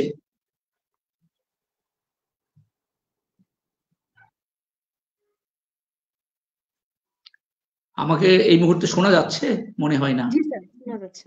শোনা যাচ্ছে? কিন্তু স্যার, আচ্ছা, আমি ভেবেছিলাম যে শোনা যাচ্ছে কিনা, নেটওয়ার্ক বোধহয় একটু দুর্বল অবস্থায়। সেটি হচ্ছে সরাসরি বক্তব্য প্রস্তাব হচ্ছে জাতীয় সংসদে এই বিষয়গুলো নিয়ে খোলা মনে বিস্তারিত আলাপ করতে হবে, কারণ এটাই হচ্ছে জনগণের ফোরাম। এখন গত 52 বছর ধরে আমরা জাতীয় সংসদে কোন সমস্যা কতটা আলোচনা করি সেটি আমাদের অভিজ্ঞতায় আছে। তো আমার বিনীত বক্তব্য হচ্ছে এই বিষয়গুলো শুধুমাত্র অংশবিশেষের আলোচনায়, গোষ্ঠী বিশেষের আলোচনায়, শ্রেণী বিশেষের আলোচনায়, দপ্তর কেন্দ্রিক আলোচনায় না হয়ে সামগ্রিকভাবে বৃহত্তর জনগোষ্ঠীর প্রতিনিধিত্বমূলক ফোরামে আলোচনা করে সে অনুযায়ী যদি আমরা সিদ্ধান্ত নিতে পারি, নীতি প্রণয়ন করতে পারি, কিভাবে আমি এই আপডেটেড নির্ভরযোগ্য ডাটা পাবো, কোন কোন পণ্য আমি বিদেশে রপ্তানি করব, কিভাবে আমার এই মুদ্রা পাচার বন্ধ হবে, কি করে আমি ওই মাঝারি মানের পণ্য থেকে উন্নত মানের পণ্য নিয়ে এই জাপান অস্ট্রেলিয়ার বাজারে যেতে পারবো, আমি কোন কোন কারণে এই সুয়েজ খালের বিকল্প রপ্তানি ডেস্টিনেশনে পৌঁছবো, কিভাবে মধ্য এশিয়ার দেশে আমি আমার জায়গা করে নিব, কিভাবে আফ্রিকাতে যাব, ইত্যাদি সমস্ত বিষয়। এবং সবচেয়ে যেটি হচ্ছে যে আমি এই র পণ্য না পাঠিয়ে, অর্থাৎ 20 লাখ ফিলিপিনো যা আয় করে আমি 1.5 কোটি মিলেও তার সমান আয় করতে পারছি না। অর্থাৎ আমি যে পণ্য রপ্তানি করছি, এই যে প্রাথমিক স্টেজের পণ্য রপ্তানি না করে আমি কিভাবে ম্যানুফ্যাকচারিং আইটেমে যাব, এটি আমাকে চিন্তা করতে হবে। জি স্যার। জি sir, thank you so much sir. I think আমরা এখন ফেসবুক থেকে প্রশ্ন নিতে পারি। দীপু ভাই যদি কাইন্ডলি একটু স্ক্রিন শেয়ার করে দেখাতেন প্রশ্নগুলো।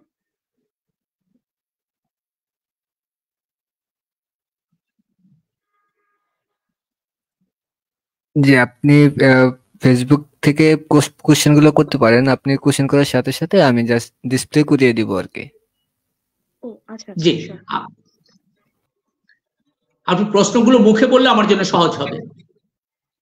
জি স্যার, শিওর। আচ্ছা, আমি একটু কোশ্চেনগুলো অ্যাড্রেস করি।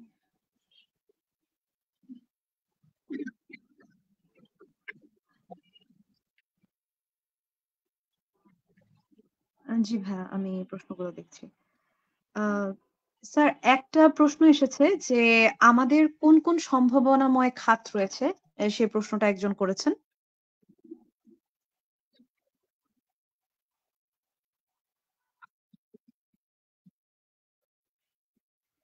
জি স্যার, এইটাই প্রথম প্রশ্ন। এটার স্যার আই থিংক এটার অ্যান্সার দিয়ে স্টার্ট করতে পারেন, দেন বাকিগুলো একটা একটা করে বলি।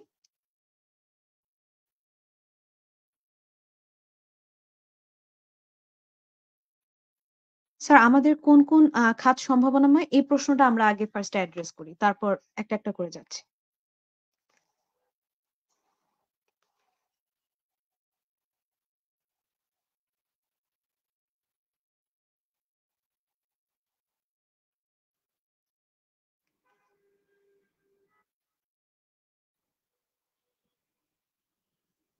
স্যার, আই থিংক নেটওয়ার্ক একটু আনস্টেবল। আচ্ছা,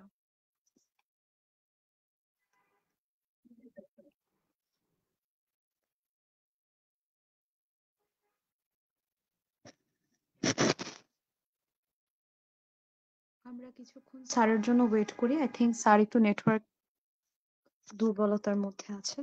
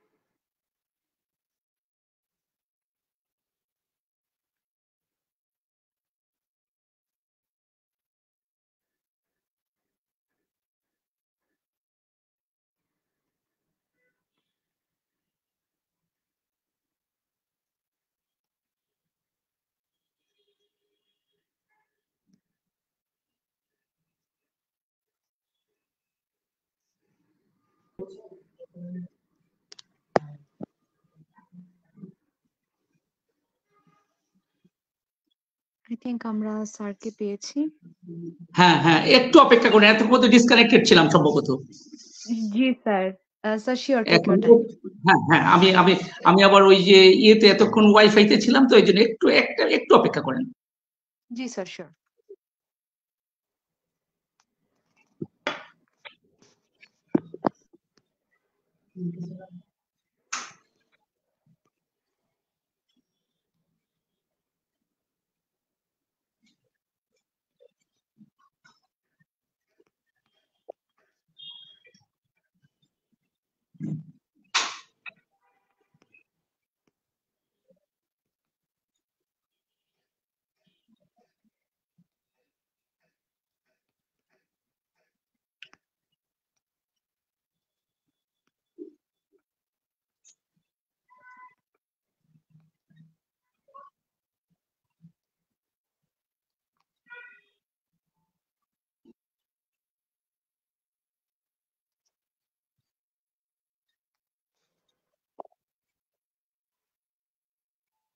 এখন কি শোনা যাচ্ছে?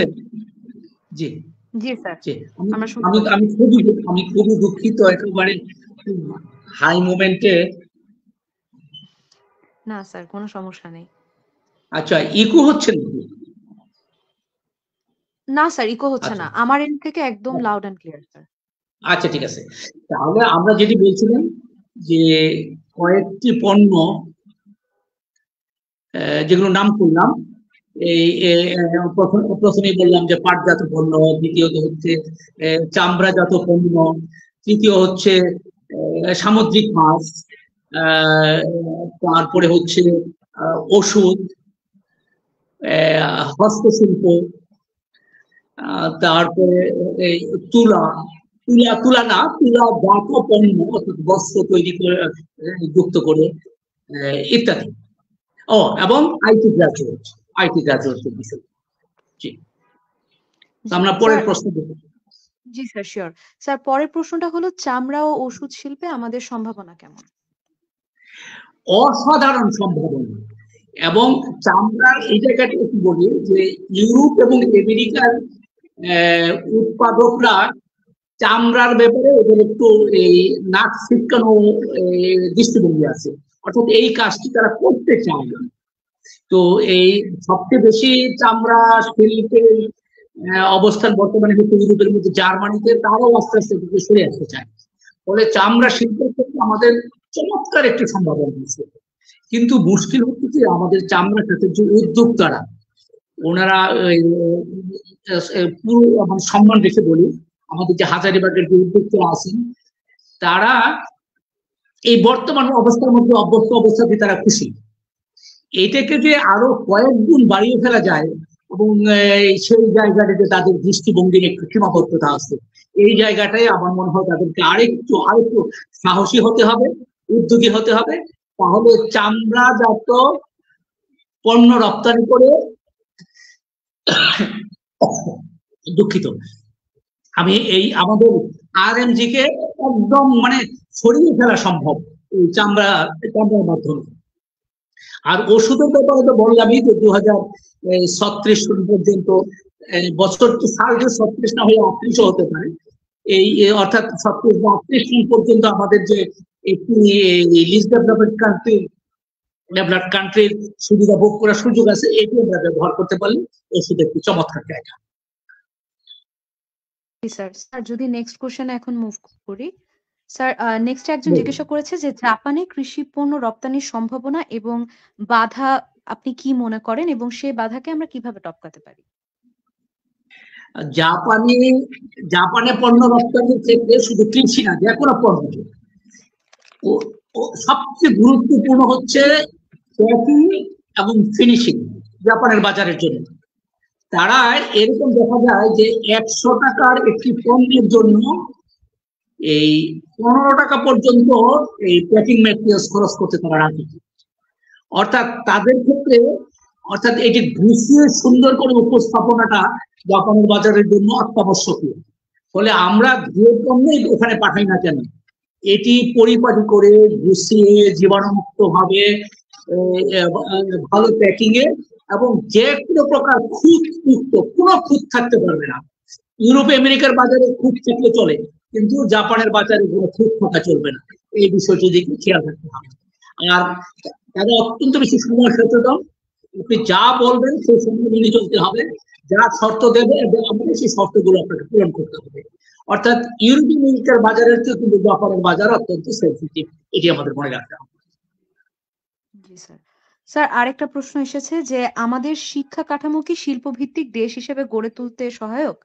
মধ্যম আয়ের দেশ হওয়ার পথে আমাদের শিক্ষা ব্যবস্থার খামতি কোথায়? কি করণীয়?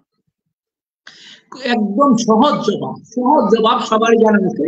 আমি শিক্ষা বিশেষজ্ঞ নই, কিন্তু এটি আমরা সবাই আমাদের অভিজ্ঞতা আমরা বুঝি। আমাদের মূল দুর্বলতা হচ্ছে কারিগরি এবং বৃত্তিমূলক শিক্ষাকে আমরা কর্মসংস্থানের মূল ভিত্তি হিসেবে ধরে এগোতে শিক্ষা ব্যবস্থাকে গুছাতে পারি। আমরা লক্ষ লক্ষ গ্রাজুয়েট তৈরি করছি অপ্রয়োজনে, কোনো প্রয়োজন নাই। দেশে 150টিরও বেশি বিশ্ববিদ্যালয়, কেন ওই বিশ্ববিদ্যালয়ের স্নাতকরা কেন পাস করবে? আমি সম্মান রেখে বলছি, এই গ্রাজুয়েট তো আমাদের দরকার নাই। আপনার স্নাতকোত্তর পর্যায়ের পড়াশোনা করতে যারা গবেষণাতে যাবেন, শিক্ষকতায় যাবেন তারা, তো বাদ বাকিরা তো পেশাজীবী হয়। সেই পেশাজীবী হওয়ার জন্য তার দক্ষতা দরকার, কারিগরি দক্ষতা দরকার, তার সশস্ত্র দক্ষতা দরকার। তার জন্য তো আমার 150 বিশ্ববিদ্যালয় দরকার নাই, এই হাজার হাজার গ্রাজুয়েট তৈরি করার দরকার নাই। এই জায়গাটিতে আমাদের দৃষ্টিভঙ্গি পাল্টাতে হবে, আমাদের কারিগরি বৃত্তিমূলক শিক্ষাকে গুরুত্ব দিতে হবে এবং যে কোনো ভাবে এই গ্রামকে আমাদের শিক্ষা ব্যবস্থার অগ্রাধিকারে যদি আমরা আনতে না পারি, তাহলে এই যে লক্ষ লক্ষ তরুণ তৈরি হচ্ছে তারা আমাদের জন্য শুধু বোঝাই তৈরি হবে, এবং বর্তমানে যারা বেকার এবং সদ্য বেকারের আবরণও আমাদের জন্য বিশ্বাস শুধু ঘরের উপর ফেলছে, কিন্তু আমরা কিছুই করতে পারছি না। জি স্যার। স্যার, নেক্সট প্রশ্নে যদি চলে যাই, নেক্সট প্রশ্নটি ছিল যে দক্ষ মানব শক্তি রপ্তানিতে আসলে আমাদের কি করণীয়? আমরা কিভাবে ডেমোগ্রাফিক ডিভিডেন্ড নিতে পারি? খুব সুন্দর প্রশ্ন। এই আমরা জনশক্তি রপ্তানির ক্ষেত্রে একটা স্থূল শব্দ আমি ক্ষমাকে প্রয়োগ করছি, ওই আদম ব্যাপারীদের কথায় এই এই নীতি তৈরি করা যাবে না, বাস্তবায়ন করা যাবে না। আমাকে ওই ফিলিপিন কি করে সেটা জানতে হবে। কি করে? তারা দক্ষ ইংরেজি ভাষা সম্পন্ন নার্স তৈরি করে, তারা হাউস গভর্নেন্স তৈরি করে, তারা ইংলিশ টিচার তৈরি করছে, তারা মেরিন ইঞ্জিনিয়ার তৈরি করছে, এবং ইউরোপ আমেরিকার অধিকাংশ এই শিপিং ভেহিকেল গুলোতে, শিপগুলোতে তারা ক্যাপ্টেন, তারা খালাসি, তারা ইঞ্জিনিয়ার, তারা সবকিছু। তো এই এই এই কারিগরি দক্ষতার জায়গাটা আমাদের উন্নয়ন করতে হবে। আর আমাদের যে পলিটেকনিক ইনস্টিটিউট গুলো আছে এবং আমাদের যে বৃত্তিমূলক ভোকেশনাল ট্রেনিং ইনস্টিটিউট গুলো আছে, এগুলোর যে ট্রেড গুলো, এই ট্রেড গুলোতে আমরা এই বিদেশের বাজারে আমাদের দক্ষ জনশক্তি তৈরি করতে পারবো না। আমাদেরকে নতুন নতুন ট্রেড, যে ট্রেডে বিদেশে চাহিদা আছে, সেই ট্রেডে আমাদেরকে এই কারিগরি শিক্ষার রূপান্তরটি ঘটাতে হবে। এখন একটি সমস্যা আমাদের এটি এটি বাংলাদেশের চাকরি কাঠামোর ভেতরে দীর্ঘদিন ধরে চলে আসছে। অর্থাৎ আমরা একটা ট্রেড প্রবর্তন করে তার জন্য লোকবল নিয়োগ করি, সে 30 বছর চাকরি করে রিটায়ারমেন্ট যা না দেওয়া পর্যন্ত ওই ট্রেডই চলতে থাকে, ওই লোকটাকে দিয়ে চালাতে হচ্ছে। কিন্তু এই জায়গা থেকে আমাদের বেরোতে হবে। কিভাবে বেরোতে হবে এটা এই তাৎক্ষণিক 2 মিনিট জবাব দেওয়া সম্ভব না, তবে এই জায়গা থেকে আমাদেরকে বেরোতে হবে। আমরা বাজারে চাহিদা আছে এরকম ফিল্ডে কারিগরি শিক্ষা বিস্তার করতে হবে। এই প্রচলিত যে সমস্ত কারিগরি ট্রেনে আমরা ট্রেনিং দিচ্ছি, শিক্ষা দিচ্ছি, এটি দিয়ে হবে না। স্যার, মোটামুটি আমরা সবার প্রশ্ন অ্যাড্রেস করতে পেরেছি। আমার নিজের একটা জায়গায় আপনাকে মনে করিয়ে দেওয়ার কথা ছিল যে আমরা আসলে ডাইভার্সিফাইড মার্কেটে প্রবেশ করার ক্ষেত্রে কোন কোন কারণে বা কোন কোন জায়গায় ব্যর্থ হচ্ছে, এটা নিয়ে স্যার আপনি একটু বলতে চেয়েছিলেন শেষে। আমরা ব্যর্থ হচ্ছি আমাদের যে নীতিগুলো তৈরি হচ্ছে, এই যে শিল্পনীতির কথা বললাম, আপনি রপ্তানি নীতির কথা বলেছেন, এই নীতিগুলো উদ্যোক্তার জায়গা থেকে, দেশের স্বার্থের জায়গা থেকে এই সবসময় সংগঠিপূর্ণ কিনা, এই জায়গাগুলো আমাদের বিবেচনা করতে হবে। যার দু একটি ইতিমধ্যে বললাম যে আমার সেবা শিল্প আর এই ম্যানুফ্যাকচারিং শিল্প যদি সমসুবিধা পায়, তাহলে তো আমার শিল্প পণ্যের রপ্তানি বাড়বে না, বাড়ানোই সম্ভব। এই আমরা ঋণ দেব, কাকে ঋণ দেব, আমি নগদ ভর্তুকি দেব, কাকে ভর্তুকি দেব, এই জায়গাগুলোতে বছরের পর বছর ধরে যে বিশেষ শ্রেণী গোষ্ঠীত সুবিধানের যে নীতি বহাল আছে, এইটাকে বদলাতে হবে। বদলে আমরা উদ্যোক্তাদেরকে উৎসাহিত করবো না তা না, উদ্যোক্তার সমুদয় স্বার্থ আমাদেরকে রক্ষা করতে হবে, কিন্তু সেটি সময়ের সঙ্গে পর্যালোচনা করে আমাদেরকে এই সমন্বয় করতে হবে। যেরকম আমরা বললাম যে নগদ ভর্তুকি এখন ঢালাওভাবে সবাইকে না দিয়ে যারা নতুন গন্তব্য পাঠাবেন পণ্য তাদেরকে দিতে হবে, যারা টাকা বিদেশে রপ্তানি করে ফেরত আনবে তাদেরকে দিতে হবে, যারা নতুন ম্যানুফ্যাকচারিং আইটেম রপ্তানি করবে তাদেরকে দেবে, যারা প্রাথমিক পণ্য না পাঠিয়ে ফিস কুস পাঠাবে তাদেরকে দেবে। এরকম করে সময়ের সময় আমাদের এই নীতিগত সিদ্ধান্তগুলো বদল করতে হবে। ওই এটি ঋণ দানের ক্ষেত্রে করতে হবে, শুল্ক মৌকুফের ক্ষেত্রে করতে হবে, কর রিবেট দানের ক্ষেত্রে করতে হবে, নগদ ভর্তুকি দেওয়ার ক্ষেত্রে করতে হবে, সব ক্ষেত্রে করতে হবে।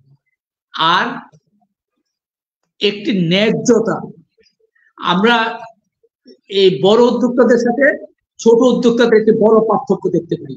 এই গত দু একদিনের আলোচনাতে এটি পত্র পত্রিকায় আসছে যে এখন এই যে চালের দাম কেন বেড়ে যাচ্ছে, এটি চলে যাচ্ছে বড় কর্পোরেটদের হাতে বা বড় প্রতিষ্ঠানের হাতে, বড় চাল কলের হাতে। তো ছোট অথচ একসময় এই ছোট চাল কল এবং বহু সংখ্যক সাধারণ চাষি এই প্রক্রিয়ার সাথে যুক্ত ছিল। তো এখন এটি কেন হচ্ছে, এখন এই পরিবর্তনটি কেন হলো? আমাদের ঋণ দান নীতিমালায় আমরা এই ছোট উদ্যোক্তাকে, ছোট কৃষককে, ছোট দোকানদারকে উৎসাহ দানের নীতি থেকে সরে এসে আমরা কর্পোরেটদের দিকে চলে যাচ্ছি, আমরা বড়দের দিকে চলে যাচ্ছি। ফলে এই বৈষম্য শুধু সাধারণ মানুষের সাথে উদ্যোক্তাদের হচ্ছে তা না, বড় উদ্যোক্তাদের সাথে ছোট উদ্যোক্তাদের মধ্যে করে এই বৈষম্যটা দূর করতে হবে। তাহলেই অনেকাংশে এই রপ্তানি যুদ্ধের কাজটি, নতুন পণ্য ডাইভার্সিফিকেশনের কাজটি, নতুন গন্তব্য অনুসন্ধানের কাজটি সহজ হবে। জি স্যার, আই থিঙ্ক আমরা অনেকটাই ধারণা পেয়েছি আজকের সম্পূর্ণ আলোচনায় যে আসলে রপ্তানি বাণিজ্যের জায়গায় আমাদের কোন কোন বিষয়গুলো সরকারের পক্ষ থেকে বা আমাদের জনগণের জায়গা থেকেও কোন কোন বিষয়গুলো আমাদের সচেতন হওয়া প্রয়োজন, কোন কোন বিষয়গুলোতে আসলে আমাদের মানে নজরদারি প্রয়োজন, এবং ভবিষ্যতে আমাদের সুদূর প্রসারী একটা সাস্টেইনেবল ইম্প্যাক্ট যদি আমরা দেখতে চাই, আমাদের আসলে কোন কোন জায়গায় ইনভেস্ট করা প্রয়োজন। Thank you so much once again sir. আমরা আলোচনার একেবারেই শেষ পর্যায়ে চলে এসেছি। আমাদেরকে এতক্ষণ সময় দেওয়ার জন্য অনেক ধন্যবাদ স্যার। আশা করি আমরা কোনো একদিন আবার কথা হবে আপনার সাথে এবং কোনো একটা নতুন বিষয় নিয়ে, এবং বাংলাদেশের স্টাডি ফোরামের পক্ষ থেকে আমাদের সাথে যুক্ত হবার জন্য অসংখ্য ধন্যবাদ। শুভরাত্রি স্যার। শুভরাত্রি। স্টাডি ফোরামের সকল উদ্যোক্তা সদস্যকে ধন্যবাদ, সম্মানিত দর্শক সবাইকে ধন্যবাদ। আর এই বাংলাদেশ স্টাডি ফোরামের সাথে এটি আমার প্রথম অনুষ্ঠান। এই প্রথম অনুষ্ঠানের অভিজ্ঞতায় যা কিছু অগুছালো ছিল, পরবর্তী কখনো আবার কথা বলার সুযোগ হলে তখন সেগুলোকে গুছিয়ে বলার চেষ্টা করবো। ধন্যবাদ আরো আপনার সবাইকে। ধন্যবাদ স্যার।